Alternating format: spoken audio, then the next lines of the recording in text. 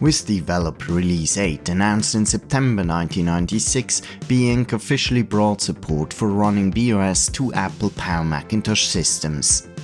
No coincidence, because only 4 months later, Be would publicly announce its withdrawal from its own computer platform, the so-called BeBox, due to the immense development effort required to keep that business going. Just in time for this series, I was able to acquire a Macintosh Performa 6400, which is said to be compatible with BeOS. And if that weren't enough already, we'll also have a look at DingusPPC, a new Macintosh PowerPC emulator with preliminary support for BeOS. Retrocomputing is the use of older computer hardware and software in modern times. I'm the vintage collector, and these are my stories.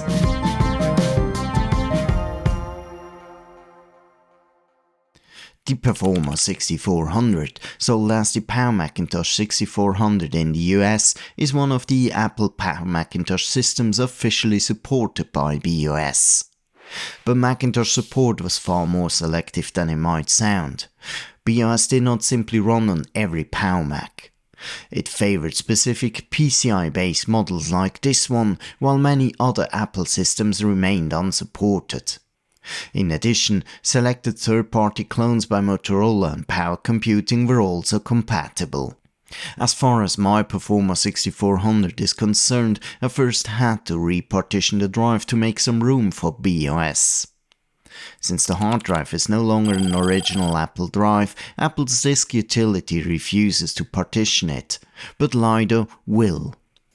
At this point, I created not only a Macintosh partition, but also a partition for BeOS. Then I installed macOS 8.6. It is important to stay with macOS 8 at most, because the BeOS bootloader will not run on the macOS 9. System 7 is fine as well. And while macOS 8 was installing all along, I took a closer look at the Apple design keyboard.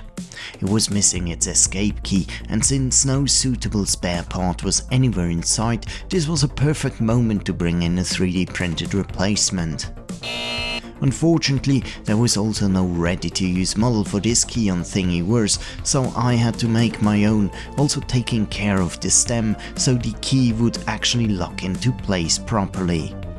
Sure, it looks good enough for me, but probably not quite good enough for PCBWay, who also happened to sponsor today's episode, so many thanks for that. To mark their 12th anniversary, PCBWay is inviting makers and designers to come up with their own batch designs, with submissions open until May 10, 2026. The contest includes a $500 grand prize, plus additional runner-up and special awards. So if you have a better eye for design than I do, this might be one to check out. In the meantime, the macOS installation has finished, so we can move on to setting up BeOS. To begin with, copy the BeOS bootloader over to your hard drive. The exact location does not really matter, the desktop is as good a place as any other. What does matter though is the so-called OS chooser, which has to go into the extensions folder of macOS 8. We'll see the OS chooser in action in a moment. But first, let's move on to the BeOS installation. Unlike modern Macs and PCs, you cannot directly boot into operating systems other than Apple system software. You have already seen that in previous episodes where I demoed NetBSD and AUX, both of which relied on a bootloader launched from macOS. And that is exactly what the BeOS loader does as well, loading BeOS on top of macOS. Now, I forgot to tell the bootloader that I'm using a fixed frequency monitor here, which is why the display looks distorted. We will come back to that in a moment, but first let us finish the BeOS installation.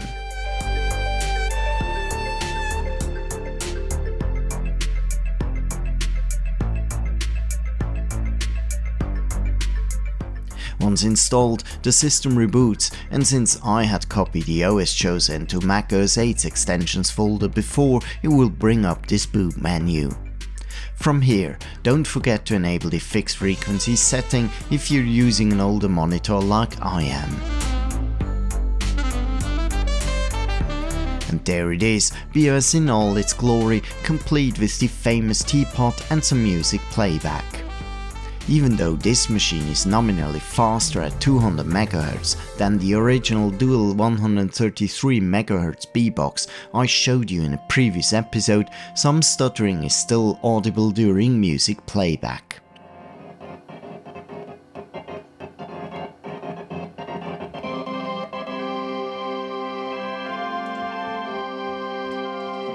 But fair enough, this is BeOS on a real Power Macintosh.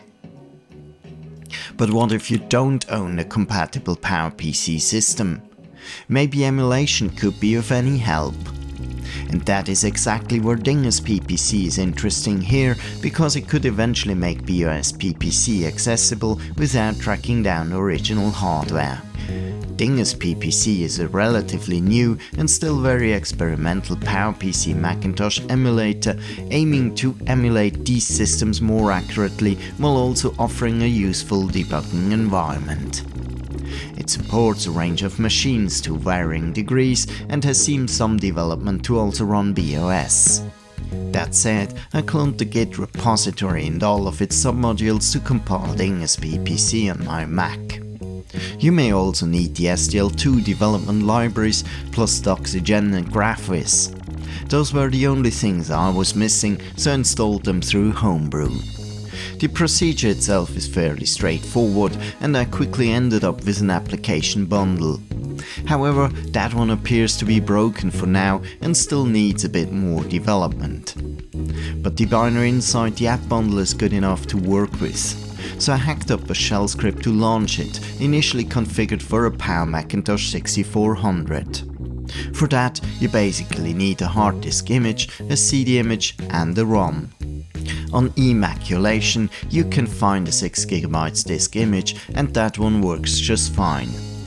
Then I used a macOS 8 CD image, and for the ROMs, well, I'm sure you'll find them elsewhere. From there, I once again installed macOS 8, just this time inside the emulator.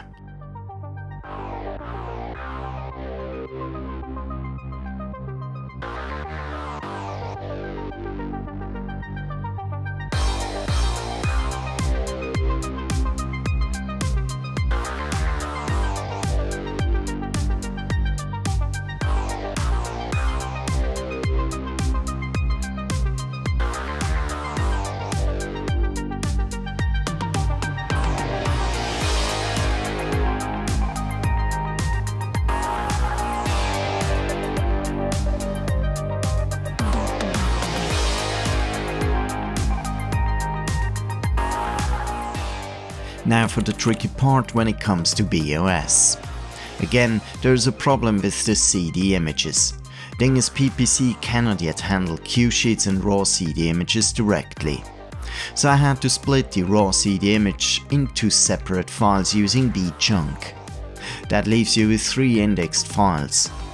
The first contains the multi-platform ISO 9660 file system, which can be read by both Macs and PCs. The second carries the BFS formatted partition for the x86 version of BeOS, while the third carries the PowerPC version.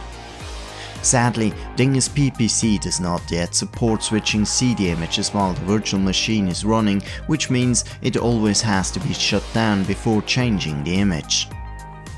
So I first booted with the first CD image file produced by bchunk.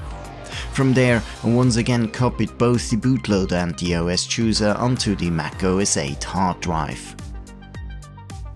Then I launched DingusPPC again, this time pointing it to the third CD image file, and ran the BeOS loader from macOS.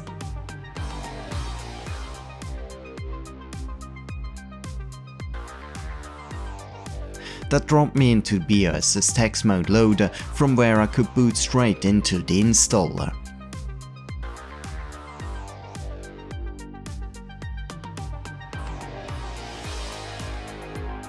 However, no matter what I tried, DingusPPC always dropped me into the debugger as soon as I attempted to format the BeOS partition. To be fair, it is still highly experimental at this stage, and the issue ticket on GitHub also suggests that things currently work a bit better on the Power Macintosh 7500. So I tried that one as well, both with BeOS 5 and BeOS 4.5, but without success. After asking around, it seems the latest changes had not yet been pushed to the upstream repository, and earlier testing had only been done with BeOS 3. So no, this is not quite a turnkey BeOS solution yet. But the fact that we can get even this far already says a lot about how much progress has been made. I'm very much looking forward to giving it another shot once the latest changes are published. What do you think? Are you brave enough to dive yourself into DingusPPC to see BeOS running there? Or would you rather stick with a real Power Macintosh instead? Share your opinion in the comments below. I'm the Vintage Collector, and this was my story for today. Thanks for watching, and see you again next Sunday.